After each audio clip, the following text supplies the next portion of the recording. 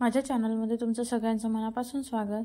आणि सध्या संक्रांत सुरू आहे, त्यामुळे आपण तिळगुळाच्या बऱ्याच वेगवेगळ्या वस्तू करण्याचा प्रयत्न करतो।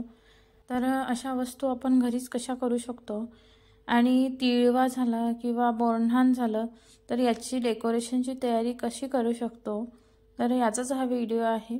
अशा बऱ्याच वस्तूंचे व्हिडिओ मी शेअर केलेले आहेत। ही तिळाची डॉल आहे, याचा पण व्हिडिओ मी पहिलेच शेअर केलेला आहे। त्याचप्रमाणे तिळाची भातुकली, तिळगुळाची भातुकली, सुंदर सुंदर तिळाच्या वस्तू कशा तयार करायच्या याचा पण व्हिडिओ मी शेअर केलेला आहे। तर ते व्हिडिओ बघायचे असेल तर माझ्या चॅनलला नक्की विजिट द्या।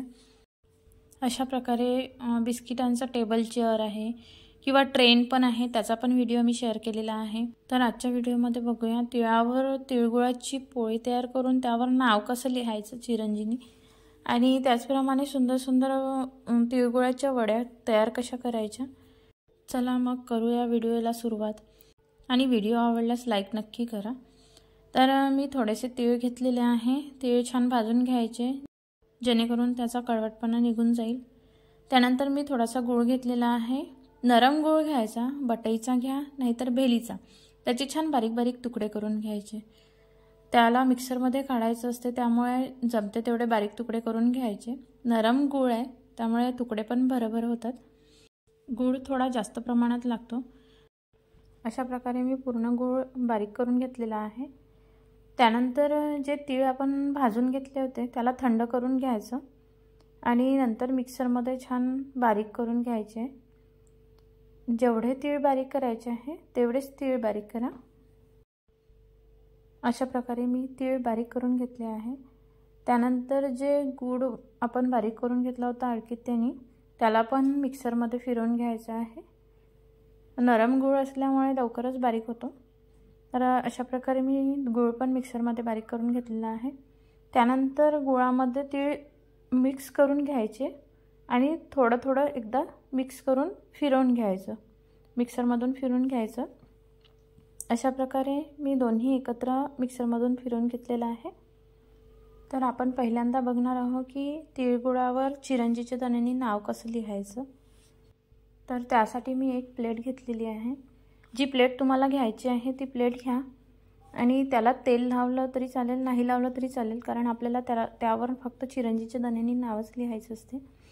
तर अशा प्रकारे तयार केलेलं सारण त्या प्लेटवर टाका आणि छान प्रेस करून घ्या। गूळ जास्त असल्यामुळे त्यावर बोटं उमटतात, तर त्यासाठी आपण एक छान प्लेन अशी वाटी घ्यायची, त्यावर तेल लावायचं आणि त्याला वाटीने छान प्रेस करायचं।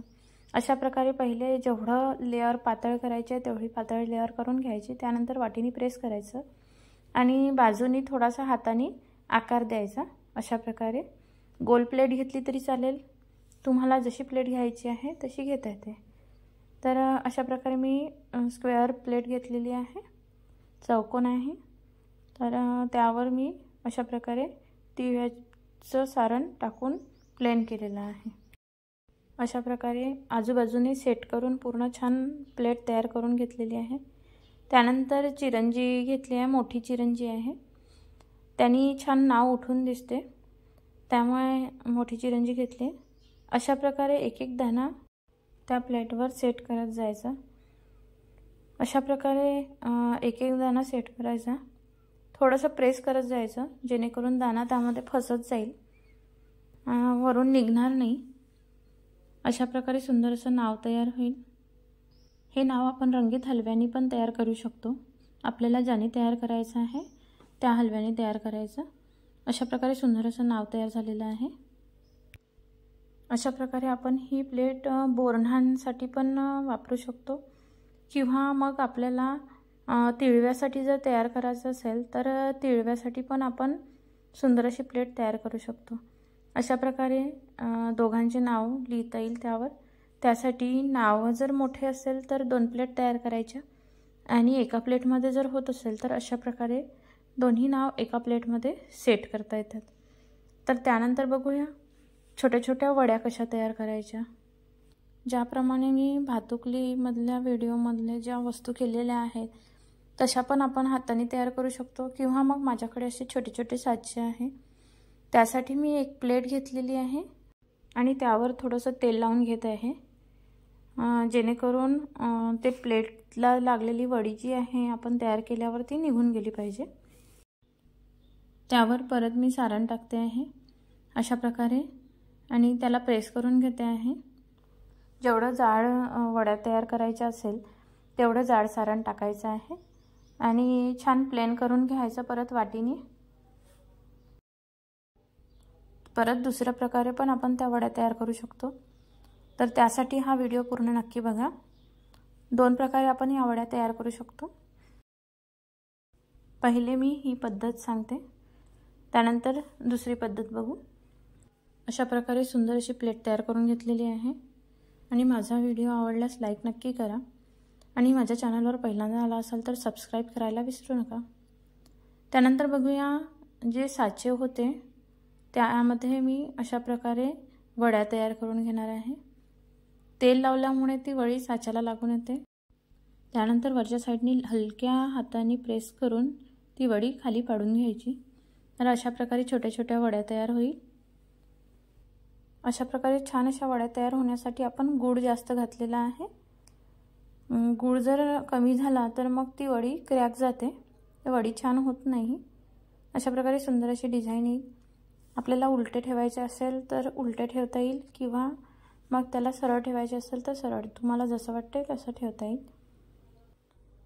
त्यानंतर परत उरलेलं सारण आहे ते परत प्लेन करून घ्यायचं आणि परत त्या साच्यानी जेवढ्या वड्या तयार करायच्या आहेत तेवढ्या वड्या तयार करायच्या।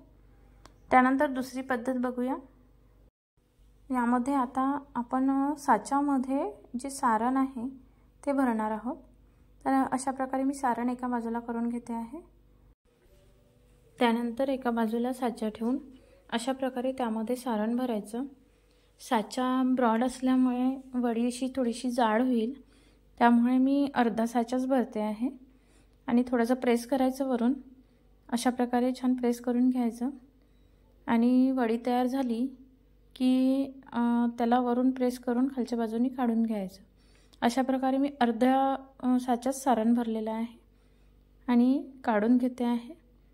काढल्यानंतर थोडंसं सेट करावं लागते, अशा प्रकारे थोडंसं सेट करून घ्यायचं। अशा प्रकारे छान अशी वडी तयार होईल। परत त्यामध्ये सारण भरून परत वडी तयार करायची। तर आपल्याला जी पद्धत योग्य वाटते त्या पद्धतीने आपण तयार करू शकतो। सुंदर अशा वड्या तयार होईल आणि काही काही साच्यामध्ये भरणं शक्य नसते, सारण भरता येत नाही। अशा वेळेस प्लेटमध्येच सारण टाकून त्यावर प्लेन करून छान अशा वड्या तयार करणं ती पद्धत सोपी जाते। याला थोडा वेळ लागते, सारण भरून वड्या करायला थोडा वेळ लागते। अशा प्रकारे सुंदर अशा वड्या तयार होईल। तर या अशा प्रकारच्या वड्या, वेगवेगळ्या प्रकारच्या वड्या आपल्याला जेवढ्या हव्या आहेत तेवढ्या करता येईल। आणि एकसारख्या प्लेटा घ्यायच्या आणि त्यामध्ये वेगवेगळ्या आकाराच्या वड्या ज्या आहेत त्या वेगवेगळ्या ठेवायच्या, त्यामुळे डेकोरेशन खूप सुंदर दिसेल आणि कमी वेळात अगदी आपण कमी वेळात तयार करू शकतो अशा या वड्या आहेत। अशा प्रकारे आपण तिळगुळाच्या वेगवेगळ्या डेकोरेशनसाठी वस्तू कशा तयार करायच्या याचा हा व्हिडिओ होता। जर व्हिडिओ आवडला असेल तर लाईक नक्की करा। अशा प्रकारच्या वेगवेगळ्या वस्तू बघण्यासाठी माझ्या चॅनलला सबस्क्राइब तर नक्कीच करा। धन्यवाद।